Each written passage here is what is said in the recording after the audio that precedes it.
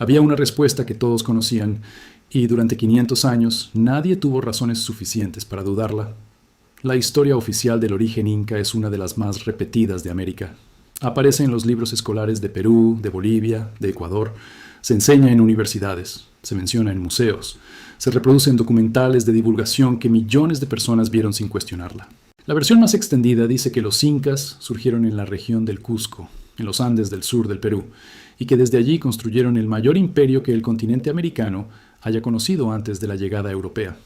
Una civilización que no tenía escritura alfabética, pero que administraba millones de personas a través de sistemas de cuerdas y nudos, que construyó miles de kilómetros de caminos en terrenos que desafían la ingeniería moderna, que desarrolló una astronomía tan precisa que sus calendarios anticipaban eclipses con años de anticipación.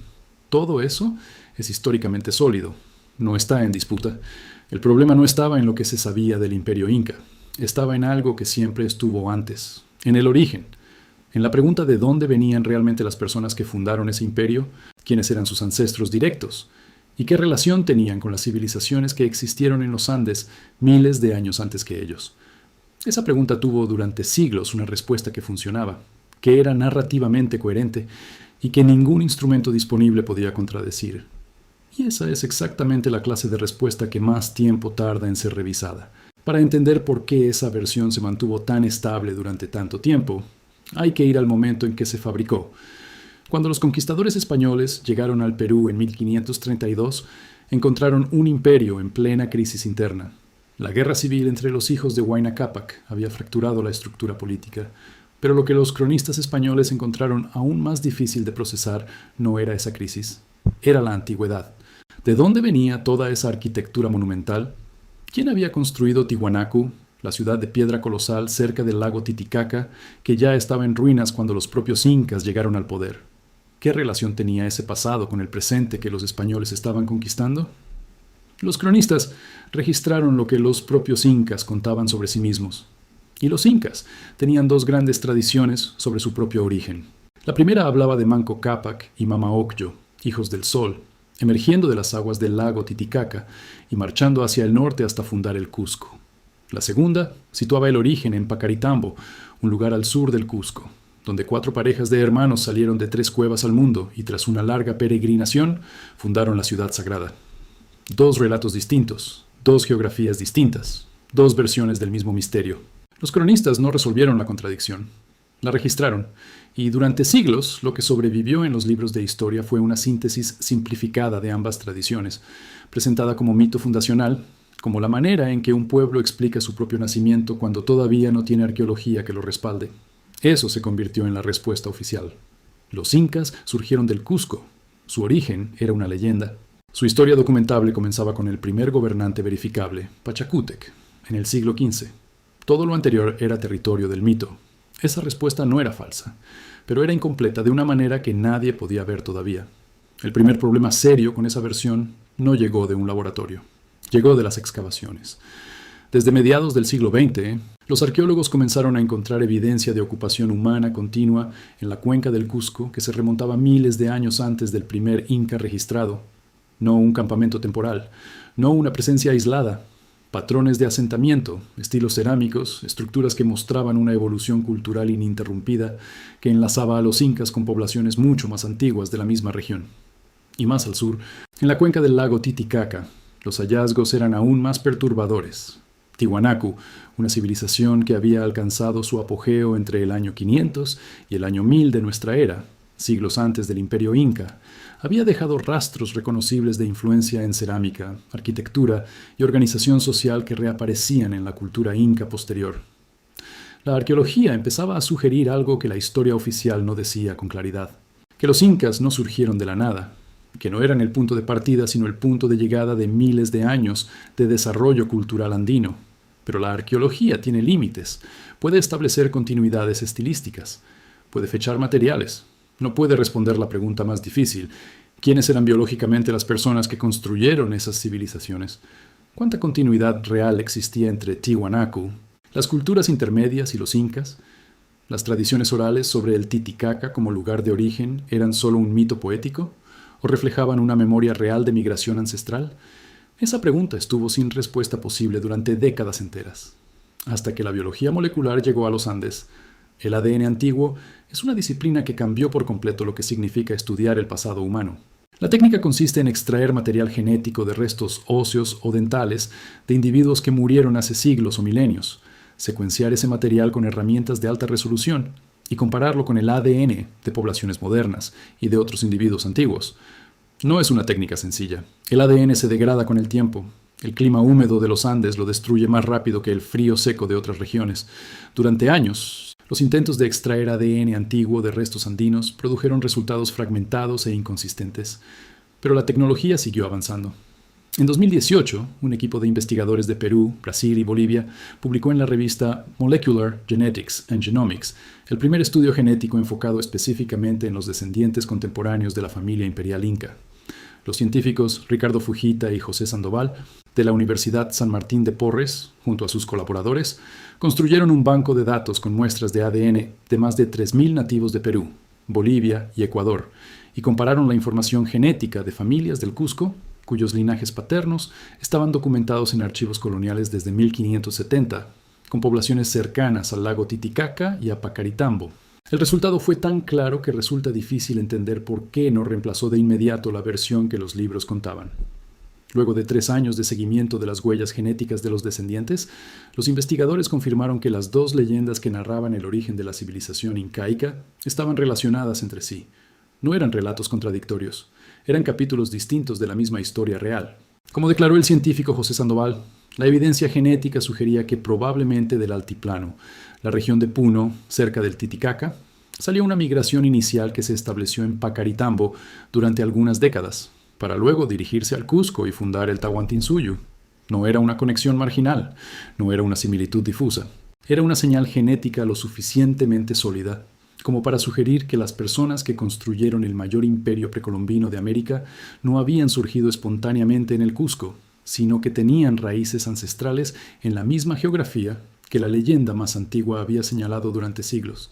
Y aquí necesito que te detengas un momento, porque eso significa que cuando los incas contaban que sus antepasados habían emergido de las aguas del lago Titicaca, puede que no estuvieran inventando un mito poético para justificar su poder. Puede que estuvieran preservando, en el único formato que tenían disponible, la tradición oral, la leyenda sagrada, la narración ritual, una memoria real de migración ancestral que la genética tardó 500 años en confirmar como plausible.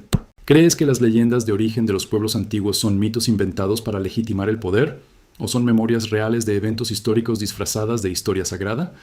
Déjalo en los comentarios, porque dependiendo de cómo respondas, lo que viene después te va a incomodar de una manera diferente. Pero ahí no terminaba lo que el ADN tenía que decir.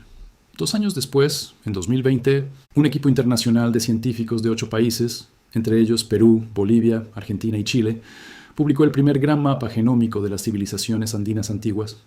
Secuenciaron el material genético de 89 esqueletos de personas que habían vivido en la región central de los Andes entre hace 500 y 9.000 años.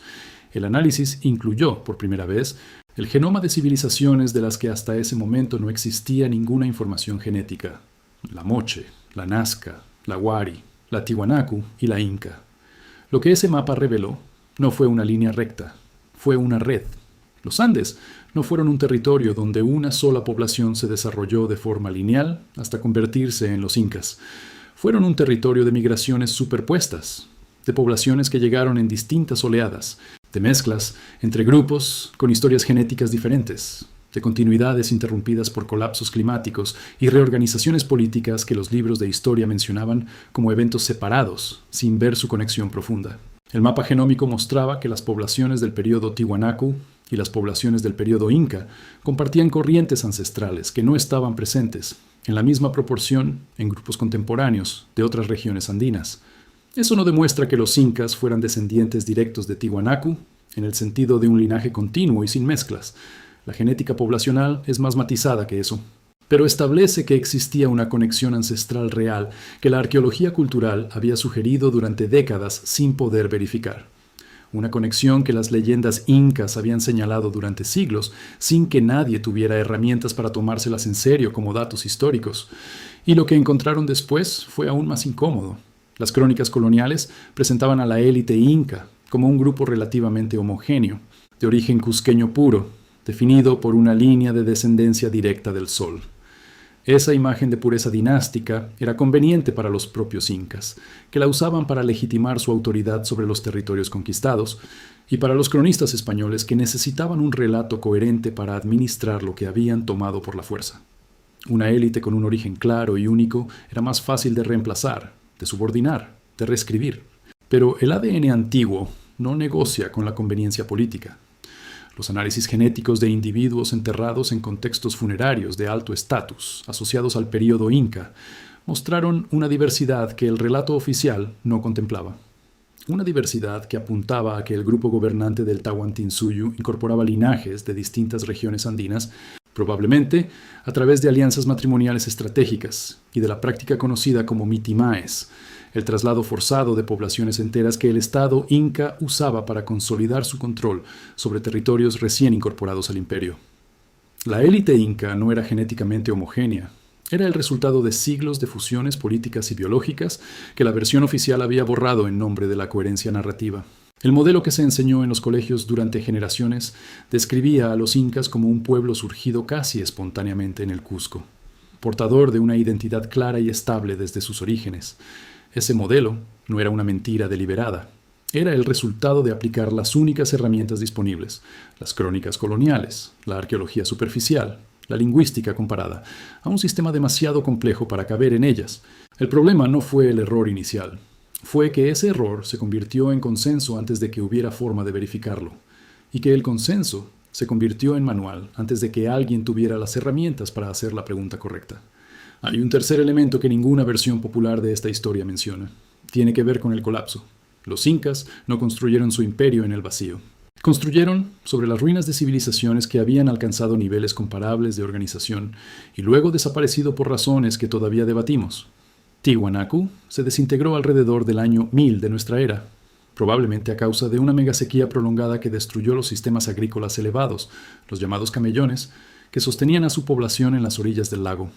Wari, otra gran civilización andina contemporánea de Tiwanaku que había dominado los Andes centrales, colapsó en el mismo periodo. Lo que vino después fueron varios siglos de reorganización política, de grupos regionales que llenaban el vacío dejado por esas dos grandes estructuras de poder, de migraciones y de recomposición cultural a escala continental. Los incas emergieron de ese periodo de reorganización, no como continuadores directos de ninguna de las civilizaciones anteriores, pero sí como herederos de las tradiciones agrícolas, arquitectónicas, religiosas y administrativas que esas civilizaciones habían desarrollado durante siglos. El mapa genómico publicado en 2020 muestra que parte de las poblaciones que sobrevivieron al colapso de Tiwanaku se redistribuyeron por los Andes y que algunos de esos linajes reaparecen en las muestras genéticas de individuos de la región del Cusco siglos después. Lo que los incas llamaban su origen no era el comienzo de la historia andina. Era el capítulo más reciente de una historia que llevaba al menos 10.000 años de desarrollo humano continuo en los Andes.